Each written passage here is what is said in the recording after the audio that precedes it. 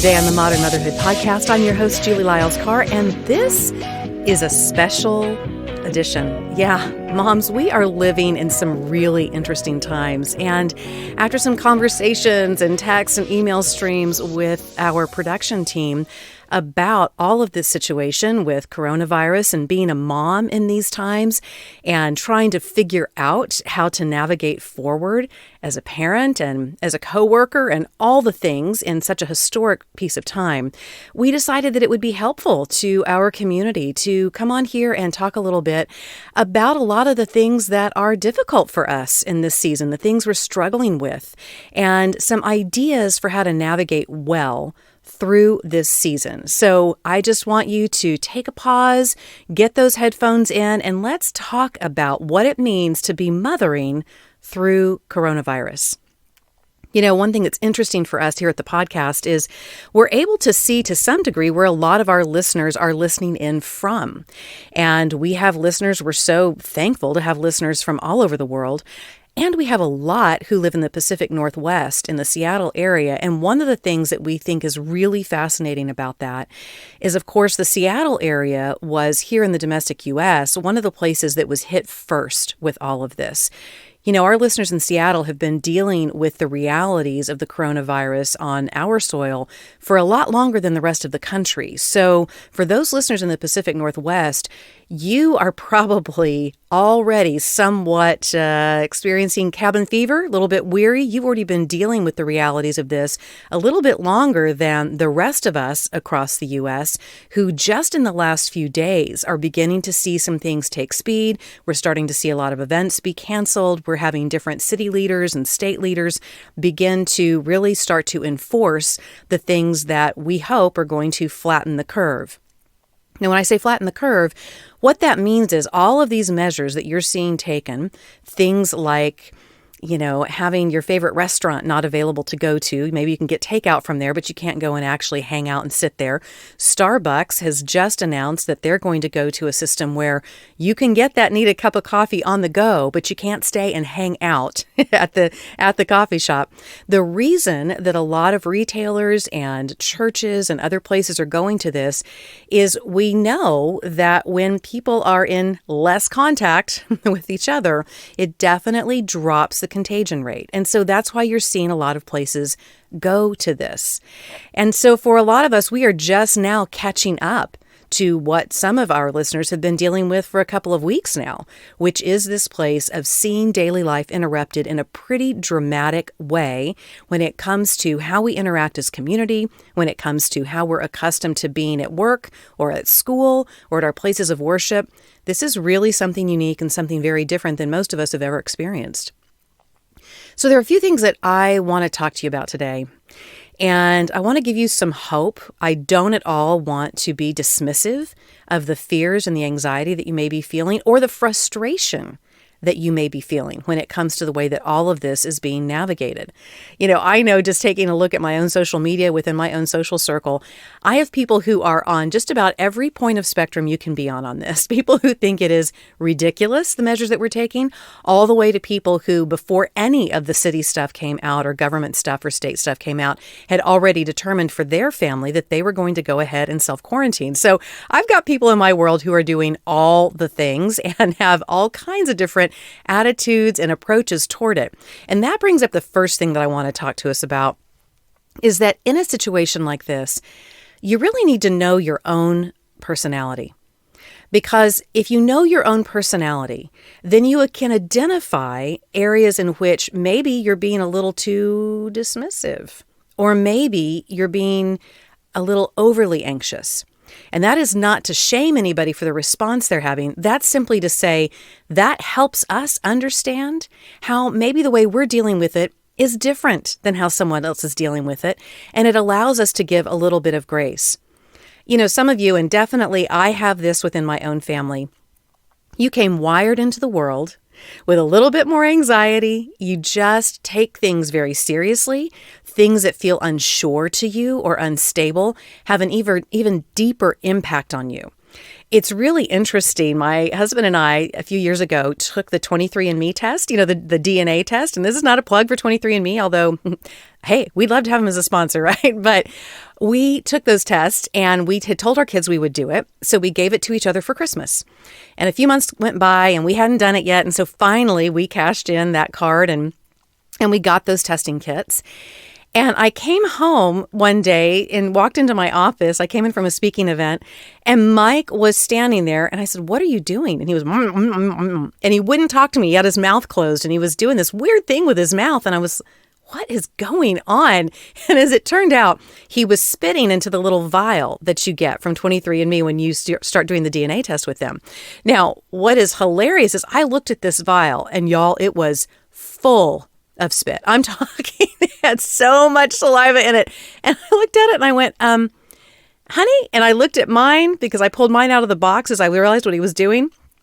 And the fill line was far lower than where Michael had filled his up to. He hadn't noticed the fill line. And so he was just trying to fill the entire thing up with spit. So he had to pour some of his off.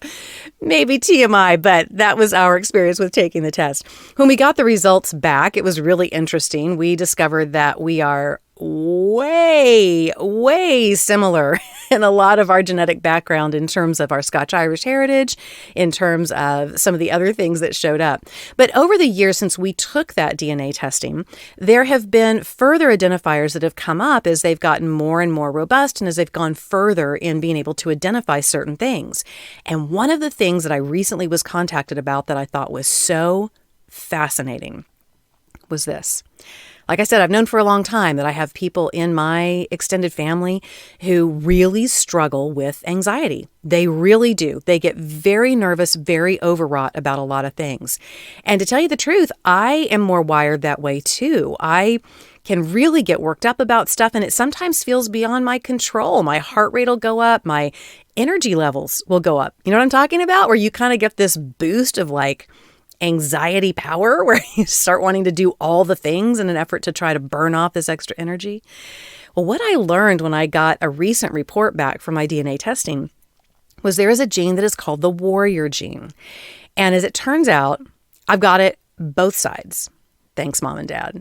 And what that warrior gene means is that you are predisposed to always living in fight or flight. That the way that your body is wired, you just get a certain flood of brain chemicals faster and in bigger quantities than the average population. So for some of you, you really came wired for a moment like this where things feel unsure, when things feel unstable, to be a little more on point, ready to go, a little more anxious, a little more concerned than the average bear. Now, does that mean you have no control? No. And that's one of the powerful things for me about having watched some of my extended family members struggle with anxiety so much. And I really wanted to make sure that I wasn't replicating some of that forward. Now, remember, this is before I had any idea that there was some genetic component to this. And it took a long time, but through a lot of prayer, I really do feel like God helped me overcome some of the aspects of that thing, of that anxiety living, that were the most difficult for me. And I learned some workarounds. I learned to take a pause. I learned to take a beat. I learned to take some perspective. Does it fix all of it? No. Is that some kind of blame to you if you're having a lot of anxiety in this moment? No. But I want you to hear two things. You may have come wired for a little bit more of anxiousness in a season like this. But you also are given this incredible ability through God to pray through that, to let Him minister to your anxious heart. Those are things that you can do. Now, here's another side of the coin. Some of you are a little more wired for being a little more rebellious. Can we just say it that way? Like when somebody puts a line down, you want to push past it. I've got some people in my world who are definitely like that. And so when they start getting hit with things like, well, we're going to all work from home, or we're going to not have this meeting, or we're going to put off that particular event that we were going to do, it just stokes a fire in you where you're like, oh yeah, well, watch this. And we are seeing a lot of that going down. How many of you have seen the memes of people who are like wrapping the block around bars and places like that have remained open, places that they never would have put up with big crowds. They never would have put up with that kind of wait to get into some kind of dive. And yet the very fact that they're being told that they probably shouldn't do this is now driving them to do some of it. So what about you? Do you have a little bit of a rebellion in you, a little bit of a pusher? Like if somebody says no, then immediately that's the thing that you want to do? Well, pay attention to that in this moment. That's really important for you to know about how you're responding. See, if we respond too much out of an anxious heart, then we are at risk for taking things way too far, being way too worried during this time. And here's one of the ironies. We know that high levels of stress and anxiety actually drop how effective our immune systems are. Oh man, you talk about self-sabotage. So it's important to try to remain in a place where you're a little more calm if you know you have more of an anxious nature. At the same time, if you're one of those people that is a little more like, don't tell me what I can't do, well, let's insert some wisdom in that as well. This is a disease cycle that we still don't know a whole lot about. This is a situation in which we're not exactly sure how things are always getting transmitted, who some of the most vulnerable populations are. I feel like every day when I get on and I start looking at some of this, something has changed overnight in terms of what we understand. So whether you have a more anxious approach to life or you have a more, kind of pushing back approach to life, wisdom is always the best place to rest. Wisdom considers both sides of the spectrum. Wisdom, yes, has a solidity to it, but also understands that new information should be embraced and should be processed. So wherever your personality stands, what are you doing to engage wisdom in all of this? One of the things I want to encourage you to do, since some of you may have some time on your hands right now, is I want to encourage you, if you've not done it before, to go ahead and do something of a deep dive into your personality style in the midst of this. I think the DISC test is one that is easy to take, it's simple to understand, and I can have Rebecca put a link in the show notes for you of a place you can go to the DISC test. I also have a free resource from when I did my book, Raising an Original, that you can download from my website. I'll ask Rebecca to include that link also, where you can go and just get this free download and you can go through and understand your particular personality and particularly where it pertains to your parenting. This is also a chance for you to go ahead and take the Enneagram. There are very faith-filled resources and sites where you can take the Enneagram if that's your jam and learn a little bit more about yourself. And here's the thing about understanding your personality style in a season like this. It's going to help you have a better understanding of why these events and why the things that feel like uncertainty and worry and unknown, why they impact you the way that they do. And when we understand why we handle certain things the way we do, that is very powerful in helping us then walk forward proactively and not just feel like things are happening to us, if you will. We get to decide and understand better how we process and what we do. Now, when it comes to this whole idea of social distancing, here's something that's really interesting to me too when it comes to personality styles. A lot of people assume that I'm an extrovert. I'm on stage a lot. I interact with a ton of people all the time. And here is the secret. I'm actually not. I'm really what a lot of people now call ambivert. And that means that, yes, I can be way out there on stage or behind the mic or in front of the camera. But when I'm done, I'm done. Like I want to come home. I want to nest. I need some time away from people in general. That's how I rejuvenate. And that's pretty classic of the introvert style. Now, the introvert style in its most pure sense is somebody who might not even really like all those big social things that go on. It's not that if you're an introvert, you don't enjoy the social, but if, some of the most introverted people I know, they really don't like keeping their crowds above, say, 5 other people. The ambivert people in my world, we're pretty similar in that we love kind of the big event and the big thing and the being on stage and all of that. But we get refueled when we come home, we get quiet and we unplug. Now, I am married to someone who is the most extrovert of the extroverts. And one of my really dear friends, her name is Allison, she is also someone who is one of the most extroverts of the extroverts. And let me tell you, this entire season, with all this coronavirus stuff going around, it's going to be tougher on the extroverts than the introverts. And that is not to say that for us who are also introverts or ambiverts, it's not going to have some kind of challenge for us, because it will. But I think if you already know that you're more of an extrovert, hey, just prepare yourself. This is going to be tougher on you, potentially, not from a worry and anxiety standpoint per se, but simply because where you get refueled is in the presence of others, and particularly when you have the opportunity to get to know all kinds of new people and go and have new experiences and get to have new things go down in a social context. You just need to know about yourself that this season could prove to be a little more challenging for you. And that's okay. I think some of the proactive things that if you are truly extroverted and you're finding yourself just wanting to climb the walls during part of this, is to be really proactive in finding ways to connect on social media, on message boards, and of course be wise and smart and all that. I'm not advising you to take the next couple of weeks where maybe you've been given a gift of time to hunker down with your family and spend it all on developing a completely new community on the online space. But what I am saying is, hey, it is awesome that you were designed to be somebody who needs more social interaction. That's fantastic. So know that about yourself and make sure that you're getting filled up in ways that you can. If that is a Zoom call with some of your favorite people where you can all get on together, if that is an online exercise class where you can see other participants, if that is you spearheading something where you just have a meetup online of other extroverted moms who are all itching to get out, what a gift that would be to the people in your community. So know that about yourself. Identify that in yourself. Now, if you are, one of those real classic introverts, here's a little something for you too. Enjoy this time as a gift. Do that. But make sure you're not isolating. Make sure you're not isolating.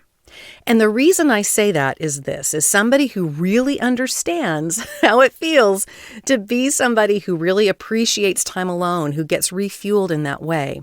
I also know it's important for me to have that challenge, if you will, of pressing through and being with other people.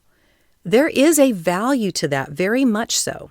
And I think sometimes for those of us who tend more toward that introvert lane, we do need that social push to get out and to do things and to have appointments and to have requirements where we need to get in front of other people. Well, this is naturally going to remove a lot of what has been in your world that has helped keep you a little more balanced and not quite so reclusive. So make sure you're being proactive to kind of do some of the same things that I was saying are good for an extrovert. Make sure you're having some Loom meetups online or Zoom meetups online. Make sure that you are in contact with your people. Make sure you're doing some things that push you just a little bit to stay connected to others, because in the long run, that's going to be better for you too. So make sure that you're doing that if you live in more of that introverted personality style. Now, here's the second thing about personality styles. When it comes to all this coronavirus stuff, when it comes to being potentially, self-quarantined in your home, or at least knowing that you're on a different work schedule, your kids are on a different school schedule, and you are spending more time hanging out at the house and not doing as many things, here's something you really want to take a good look at too. And that is, what are your kids' personality styles? See, for some of us, the ability to retract from the world, we're going to love it. But we've got some kids in our house that this is not their jam. These are the kids that wake up every morning and say, Mom, where are we going today? They are ready at a moment's notice to get out there and to do stuff with other people. And the idea that they're going to need to be home for the most part, it's going to be kind of like caged cats. It's going to be a challenge. I'm not going to lie to you. And so one thing we want to make sure we're doing with our kids' personalities, with the way that they're wired, is that we're likewise not shaming them for the personalities they have and the experience that they're having because of their personality style. And so if you do have kids who have been way more social, and let's say that you've had more of a dynamic in your family where you haven't wanted them to have online connection to others or whatever, this may be an opportunity in a guided way, but where you may need to loosen that up a little bit. It's not just about, well, should they be playing games online with other people? Or it's not just about the dynamic of that. It's about allowing those kids to connect. One of my kids loves to game. He loves it. And, we talk about that, of course, that we have a whole generation of kids that they are so used to online gaming or screen gaming and how we need to mitigate that and monitor it. And those are all very valid precepts within your parenting. But the thing that's interesting with my child who is such a gamer is I came to realize over time, it's not just the video game component. He has a social circle of people he really hangs out with while they play these games together. And a lot of these people are people he knows in real life. It's a pack of friends that they go to a school co-op together and they've been on different teams together, things like that. But they love to get together online. And it's not an invalid community. It's a very important part of his social experience. Now, his twin, my daughter, she doesn't really have a need for that at all. She's not really interested in online community, but it is a very valid resource for my son. So I'm not telling you to take off all of the gating, all of the rules, all of the things that you may have had around your children for their protection, for your monitoring purposes. But I am saying that in this season, if you have a child who is highly engaged, who is highly extroverted, you're going to need to evaluate how to allow them access to a social community without violating some of the things that you're concerned about. And just know that it's a valid need for them. They really need that. Now, here's another thing to really note about your child's personality. One of the members of our team, her daughter has been extremely anxious about all of this coronavirus stuff. And she's a younger child. She's not someone who is always with access to a screen or to the news. Her parents have been very deliberate in a lot of what they have shared. But she's just extremely anxious. She has picked up on the vibe around what's going on. And there are children who are more empathic and more concerned about those kinds of things. One of my children, as a young child, was extremely anxious. If he felt any kind of disturbance in the force, he definitely felt it, and felt it to a very high degree. He's someone who naturally is extremely concerned about his loved ones. He is someone who always wants to gather us up. If we were to go to an amusement park, he was the kid who was always doing the head count, making sure we were all together.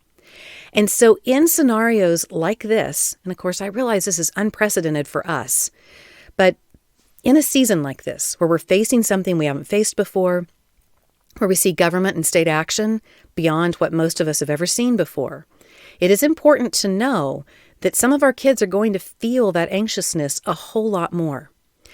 Now, here's the deal. This is not a call to not let our kids know what's going on. It isn't. A lot of times, some of that anxiety is stoked because kids feel like they don't have all the information. See, for some of your kids' personality styles, they need to feel like they've got good data in order to feel a little more secure. And so I want to encourage you, yes, make it age appropriate. Yes, make sure that you're not overloading them. But at the same time, don't miss the opportunity to lovingly and honestly guide your child through a conversation that, yes, at first might bring on some fear for them, but help them navigate through it. Be honoring of their emotion and at the same time, be honoring of the truth. For some of my kids, as we've talked about all this coronavirus stuff, that hasn't really been much of a blip to them. They really haven't been all that worried, to the point that with some of them I've had to say, now listen, this really is serious stuff. I really do need you to be diligent about the hand washing and about who you're coming into contact with. And let's not be dumb, with some of them. But with some of them, I've also had to say, okay, what further information is going to help you feel like you have a good window on what's going on? And that's part of what I think is really important. And this is the next thing I wanted to cover with you in the realm of parenting through this. Is that we don't really help our kids by pretending like nothing's going on. We just don't. Kids pick up on that. Now, do you need to sit your 2-year-old down and talk them through this? No. But depending on the child, there are children as young as 3, 4, 5. They're going to know something's up. And they need you to show them how to lead out on this. Because here's the thing. Whatever your personality style, whatever you're struggling with during this time or not, wherever you're landing on a lot of this is your moment to step up as a leader, as a parent. Yep. Parenting is about leadership. So whether you consider yourself a leader or not, whether that is something that you've had in the workplace or in your faith ministry or in whatever, leadership is a huge component of parenting. And the tone that you set and the way that you approach this in your home will have massive trickle down to your kids. So, if so far what your management style has looked like is a whole lot of complaining, how on earth are we going to get through this? Why on earth would they do this? Why would they shut down this? That's the dumbest thing I've ever heard, that they would blah, blah, blah, blah, blah. Well, what you are modeling for your kid is that in a moment of crisis, the go-to is criticism. And criticism has no power. Or if in this moment you've really been freaking out, like really freaking out, well, what you're modeling for your child is the response in a moment like this is fear. That place that we have to get to in order to be honest about how we're feeling about something and yet lead out at the same time is one of the biggest gifts we can give our kids. There's a lot of power in saying to our kids, you know, for me, for the way I'm wired, for the way my personality is, I'm actually kind of irritated by a lot of this. I'm not really scared. I'm just really mainly irritated. But here's the thing. We're going to be solid community members. We're going to love each other well. And one of the ways we're going to love each other well is we're going to be inconvenienced. Or if your feeling has been more one of anxiety, to own that and to say to your child, you know, these things bring up a lot of worry for me, a lot of fear. And I know that about myself because I know I'm a little more wired for that. And here are the things I'm doing to feel a little more secure in this moment. I'm praying more. I'm writing down my feelings. I'm talking with your dad about it. And what are things that we can do for you to help you feel a little more secure in this moment? What makes you feel a little bit better? How we model how we're parenting moving forward is such a gift to our kids. To really be intentional in the way that we are approaching things, to think through the things that we're saying, and to really help our kids feel secure, not that there's not a situation going on. People, there's a situation going on. No, we're not denying that. We're showing them how to work with it, how to work with our own personalities, and we're giving them so much good nutrition when it comes to how we handle these things to the depths of our souls when we are rocked by something that's really fresh and really different. Now, one of the things that I get a lot of questions about is how do I deal with the fear? Because the reality is, as a parent, one of the places we feel the most fear is for our kids. So when things feel uncertain, when things feel so strange, it probably gives us an extra dose of worry and fear when we have children in our house. It just does. Our hearts are just so out there, right? I mean, I know that's the way it is for me, the things we worry over for them. So even if we're not too concerned about ourselves, it's for our kids a lot of times where the fear can show up. As I was thinking through this and about how we wanted to approach all of this, this just really resonated in my heart today. I wrote down the words, don't deny fear, don't bypass fear, but don't rely on fear. I want to say that again. Don't deny fear, don't bypass fear, but don't rely on fear. Now, here's what I mean by that. I don't think it's helpful to anybody to pretend like these aren't concerning and worrying times. I don't think it helps us at all to try to take a shortcut around it and not address what's going on and how it feels in our hearts. But I don't want us to stop there. You know, fear has an energy to it, if you will, in that it that anxiety, those brain chemicals, all that stuff can make us feel like we're doing something. And we can rely on fear to be like a strange bolt of caffeine or a B12 shot. Fear can almost feel like we're doing something proactive. If we worry enough, if we have enough fear, if we talk about it enough, if we talk about our anxiety enough, that somehow we're actually being proactive. But that's not really doing anything. Worry and fear make us feel like we're doing something. It feels proactive, but it's just spinning. In those times where I feel a level of fear, when I feel a level of worry coming on, there are a few things that I think can be very helpful. One, make sure you're educated. Go ahead and look at the articles. Go ahead and make sure you know what's going on, but set a time limit for it. Don't make it your only diet. Yes, call a trusted friend. Talk to your partner about how you're feeling. But again, set a time limit for it.